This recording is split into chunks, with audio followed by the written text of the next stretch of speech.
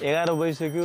आज घाम लाग्ला जस्तो छैन मौसमले गर्दाखेरि हो कि के हो खै रुखहरू पनि देखिया छैन मान्छेहरूले पूजा गर्दैछन् नि आज दिनभरि पूजा गर्ने रे घन्टी बजाउँदै देशमा जे होस् यस्तै यस्तै माहौल लागिरहेको छ हैन जोक्स साइड चुनाव हुँदैन भनेर आसेपासेहरूले कति भनेका थिए हैन कसले के विश्लेषण गरेका थिए भयो सक्यो अब रिजल्ट आउँछ रिजल्ट आइसकेपछि अब पार्टीले जितेको हुँदैन कि यो कुराहरू हैन अब पार्टी भन्दा पनि मान्छेलाई परिवर्तन चाहिएको थियो त्यो पार्टीमा जो उठे पनि लगभग जिताउनलाई मान्छेहरू तत्पर थिए अनि जित्छन् पनि हैन अनि त्यसपछि नपत्याउने ठाउँमा पनि जित्छन् राजनीति भनेको यस्तै हो सबैलाई एउटा एउटा मौका नेपाली जनताले दिइरहेको छ योपालि पनि मौका दिने जस्तो देखिन्छ अब उनीहरू जितिसकेपछि कस्तो काम गर्छन् त्यो हेर्नै बाँकी छ तर पुराना सडेका आलुहरूलाई चाहिँ पक्कै पनि निकालेर फ्याल्ने प्रयास चाहिँ भएको छ